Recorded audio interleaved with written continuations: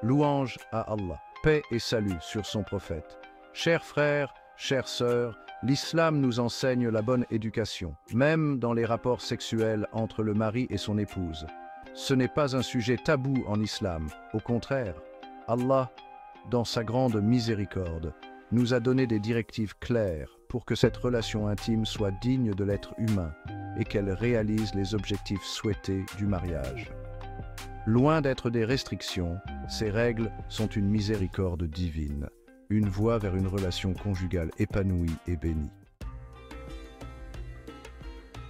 Avant même de parler de l'acte physique, l'islam met l'accent sur l'importance de la préparation et de la séduction entre époux. Se parfumer avant le rapport sexuel est une sunna, une pratique prophétique rapportée par Aïcha, que la paix soit sur elle, qui dit « Je parfumais le prophète, paix et salut sur lui, et il faisait le tour de ses épouses. » Le parfum n'est pas seulement un plaisir pour les sens, c'est un langage. Il traduit l'attention, le désir de plaire à l'autre. Le prophète, paix et salut sur lui, nous montre ainsi que l'intimité commence bien avant le contact physique. Elle se cultive dans les petits gestes du quotidien. Imaginez, chers frères et sœurs, la beauté d'une telle pratique. L'homme qui se parfume pour sa femme, la femme qui se pare pour son mari, créent une atmosphère de désir et de respect mutuel. C'est une invitation à la tendresse, un prélude à des moments de partage et de plaisir partagé. Ne négligez donc pas ces petites attentions, ces gestes qui, aux yeux d'Allah, ont une grande valeur. L'islam est une religion de juste milieu, de douceur et de compassion. Cela se reflète également dans les relations intimes. Le prophète, paix et salut sur lui, nous a enseigné l'importance des préliminaires, de prendre le temps de jouer, de caresser et d'éveiller le désir chez son épouse avant le rapport sexuel. Pourquoi est-ce si important? Parce que l'islam accorde une grande importance au plaisir des deux partenaires. Il ne s'agit pas d'un acte unilatéral, mais d'un moment de partage et de communion profonde où chacun doit pouvoir atteindre le plaisir et la satisfaction. Prendre le temps des préliminaires, c'est faire preuve de considération, de tendresse et d'amour envers son conjoint. C'est lui montrer qu'on se soucie de son bien-être et de son plaisir. C'est construire une intimité forte, basée sur le respect mutuel et la recherche du plaisir partagé. Alors, frères et sœurs, n'oubliez jamais que la précipitation est l'ennemi du plaisir. Suivez l'exemple du prophète, paix et salut sur lui, et faites de vos rapports intimes un moment de partage et de bonheur complet. Savez-vous, chers frères et sœurs, que même dans les moments les plus intimes, Allah est présent et que nous pouvons l'invoquer pour bénir cette union sacrée? Ibn Abbas, que Dieu l'agrée, rapporte que le prophète, paix et salut sur lui, a dit « Si l'un de vous dit, au moment où il s'apprête à cohabiter avec sa femme, « Mon Seigneur, préserve-nous de Satan et éloigne-le de ce que tu nous donneras », l'enfant qui naîtrait de ce rapport échapperait à la nuisance de Satan. Cette invocation courte mais puissante nous rappelle que la relation conjugale n'est pas seulement un acte physique, mais aussi un acte d'adoration. En demandant la protection d'Allah contre Satan, nous reconnaissons que ce dernier cherche à semer la discorde et le mal, même dans nos moments les plus intimes. En prononçant ces paroles, nous invitons la bénédiction d'Allah dans notre vie conjugale. Nous lui demandons de protéger notre union, de nous préserver des tentations et de faire de nos enfants des êtres pieux et vertueux. Alors, ne négligeons jamais cette sunna oubliée. Faisons de chaque rapport intime un acte de foi et d'adoration, en plaçant Allah au cœur de notre intimité. Certains pourraient être tentés de restreindre l'islam à un ensemble de règles strictes et rigides. Pourtant, la réalité est tout autre. Allah, dans sa grande miséricorde, nous a donné un cadre large et flexible, tout en posant des limites claires pour nous protéger du mal. Prenons l'exemple des positions permises lors du rapport sexuel. Allah dit dans le Coran, « Vos épouses sont pour vous un champ de labour. Allez à votre champ comme et quand vous le voulez, Sourate 2, verset 223.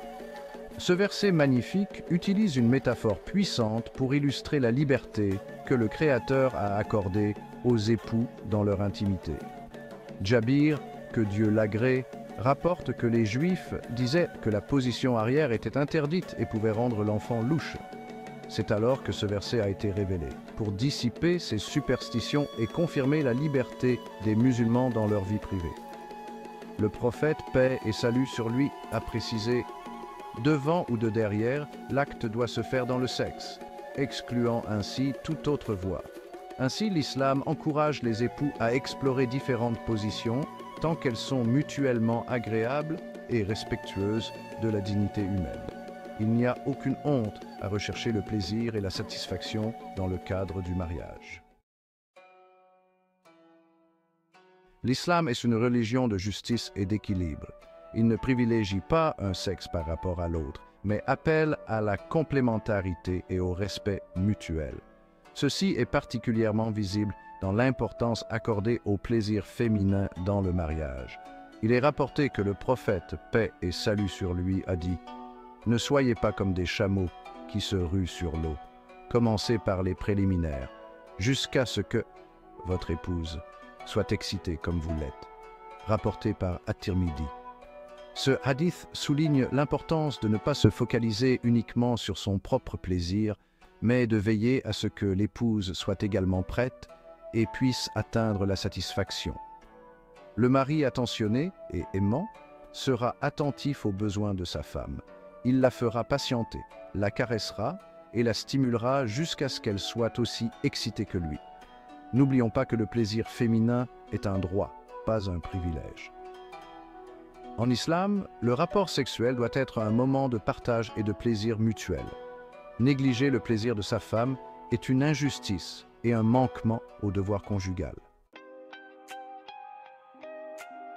Chers frères et sœurs, l'islam est une religion de pureté, tant physique que spirituelle.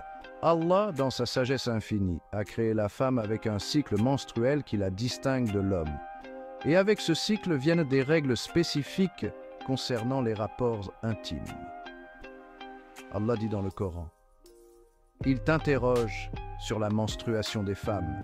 Dis, c'est une souillure. Éloignez-vous donc des femmes pendant la période des menstrues et ne les approchez que quand elles sont pures. » Sourate 2, verset 262. Ce verset est clair. Il est interdit d'avoir des rapports sexuels avec son épouse pendant la période des menstrues. C'est une période de repos pour la femme, un moment où elle se purifie physiquement. Le mari doit faire preuve de patience, de compréhension et de respect envers sa femme durant cette période. Cependant, l'interdiction ne concerne que la pénétration. D'autres formes d'intimité sont permises, comme les caresses, les embrassades et les mots doux. Le prophète, paix et salut sur lui, a dit « Faites tout ce que vous voulez, sauf la pénétration » rapporté par Muslim. L'islam encourage donc les époux à maintenir la flamme de l'amour allumée, même pendant cette période.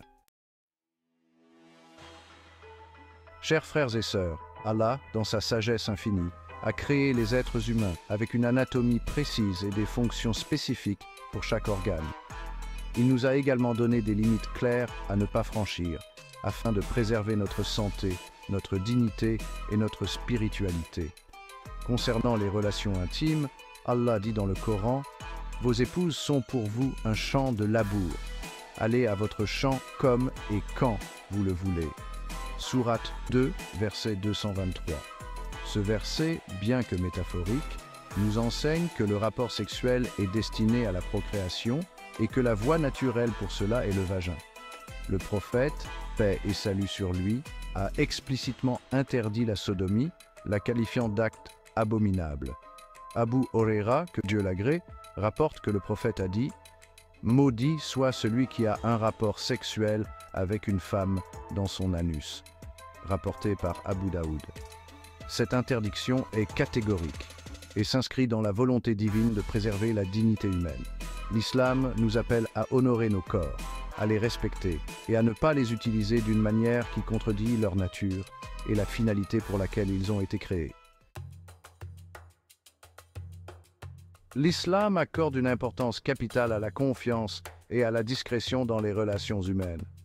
Ceci est d'autant plus vrai dans le cadre du mariage, où les époux partagent d'une intimité profonde et des secrets qui ne regardent qu'eux. Le prophète, paix et salut sur lui, a mis en garde contre le fait de divulguer les détails de sa vie intime. Abu Saïd al-Khudari rapporte que le prophète, paix et salut sur lui, a dit « Parmi les hommes qui auront la pire place le jour de la résurrection, il y aura l'homme qui, ayant eu des rapports intimes avec sa femme, divulgue ensuite ses secrets. » Rapporté par Muslim. Ce hadith nous montre à quel point Allah déteste la trahison de la confiance et la violation de l'intimité du couple. Divulguer les détails de ses rapports sexuels est un acte méprisable qui sème la discorde, la honte et le mal. Chers frères et sœurs, le lit conjugal est un espace sacré, un jardin secret où les époux se retrouvent et partagent des moments uniques. Préservez ce jardin secret, gardez vos secrets pour vous et ne laissez pas le regard des autres ternir la beauté et la pureté de votre relation. L'islam est une religion de pureté, tant physique que spirituelle. Le ghusl, ou bain rituel, est un acte d'adoration qui nous permet de nous purifier et de nous rapprocher d'Allah après une impureté rituelle majeure, comme un rapport sexuel. Abu Huraira, que Dieu l'agrée, rapporte que le prophète, paix et salut sur lui, a dit « Lorsque l'un de vous s'approche de son épouse pour avoir un rapport intime, puis qu'il veut recommencer, qu'il fasse entre les deux actes une ablution comme celle qu'il fait pour la prière. » Rapporté par Muslim. Ce hadith nous enseigne que le ghusl est obligatoire après chaque rapport sexuel, que l'éjaculation ait eu lieu ou non. Il s'agit d'une purification physique et spirituelle qui nous permet de retrouver un état de pureté rituelle. Le ghusl consiste à laver l'intégralité du corps avec de l'eau pure, en s'assurant de bien faire pénétrer l'eau dans toutes les parties du corps, y compris les cheveux et les plis de la peau. Il est important de ne pas négliger cet acte d'adoration, car il conditionne la validité de nos prières et de nos autres actes d'adoration. Chers frères et sœurs, la pudeur est une valeur fondamentale en islam. Elle touche à tous les aspects de notre vie, y compris nos relations intimes. Bien qu'il n'y ait aucun mal à se découvrir entièrement devant son conjoint, l'islam encourage la pudeur et la retenue, même dans l'intimité du foyer.